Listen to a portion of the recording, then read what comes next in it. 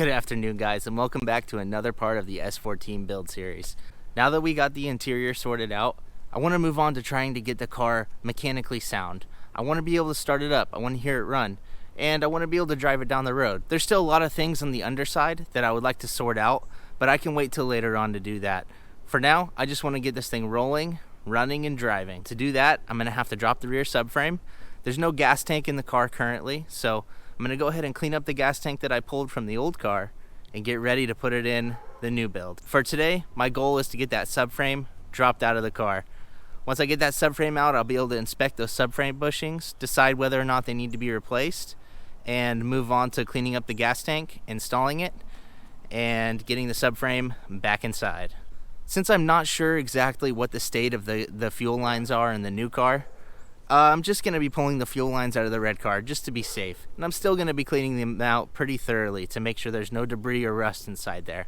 The last thing I want is a clogged injector that could potentially cost me an engine. I also still need to pull the rear brakes out of this thing and the power cable for the battery. So today we're mainly going to be focusing on getting the subframe out of the build and getting it prepped for the gas tank to go in. So yeah, I got my carport cleaned up. I got a nice space laid out. We're gonna go ahead and push the car back a little bit, get it on stands, and get that subframe out of there.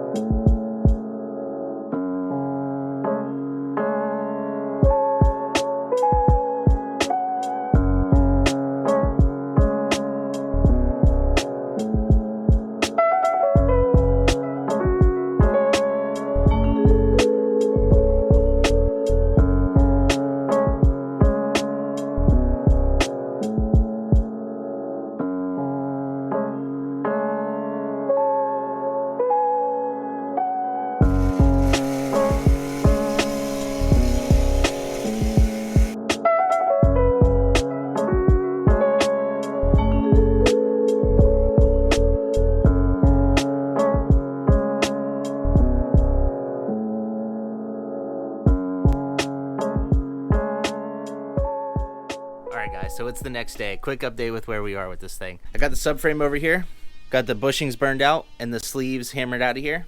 Last thing I need to do with this subframe is just clean it up, treat the rust, and get ready to press the new bushings in. I've got all the suspension components laid out here. I need to swap some arms and stuff around and some axles to make sure I get the best components set up before I throw it back in. I got the gas tank all cleaned up. It actually cleaned up really well.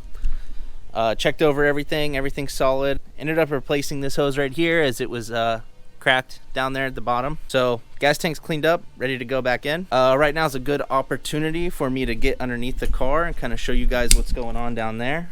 Alright, so we are underneath the car, and as you can see, it actually doesn't look too bad down here. I think I really lucked out with this chassis. I do see some rust inside this fuel line here.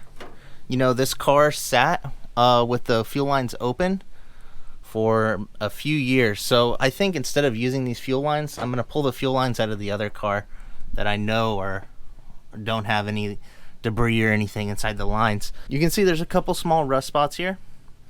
So I'm going to go ahead and take care of these before throwing the gas tank back in. But looking underneath here, you can see the frame rails are fairly straight. This one got smashed, probably from somebody putting a jack stand there. Not a big deal, super common on these cars. Pinch welds could be a little better, but it's all right. I can sort these out, no problem. Shouldn't be an issue. All in all, not too bad. It's really common on these cars to rust here underneath the trunk, and there's a little bit of surface rust, but it's really common for these cars to be rotted out here, and it's actually in really good shape. The bumper is actually rotting out pretty badly, but thankfully that's a removable part, so not a big deal. This plate here is rusting, but I can remove this and it's probably good underneath.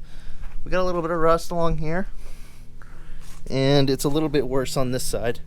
So I'm going to be treating this. I'm going to get this cover out of the way and make sure it's all good underneath there.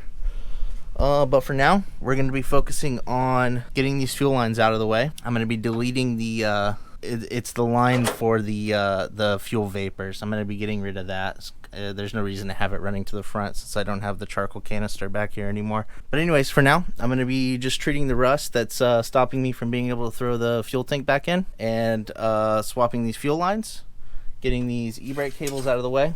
I won't be able to drop the subframe in until I get the subframe bushings, but if I can go ahead and get this fuel tank in, I may be able to start the car sometime soon. So yeah, looking forward to that. I'm actually going to be trying a different product for treating the rust on the underside, but I'm going to be trying this product called Pour 15.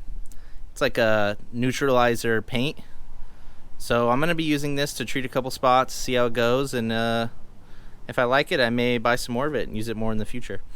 If you guys want to give this product a try for yourself, I'll leave a link to it in the description below. So POR 15 literally stands for paint over rust. So I'm just going to hit it with some sandpaper just to free up any loose rust.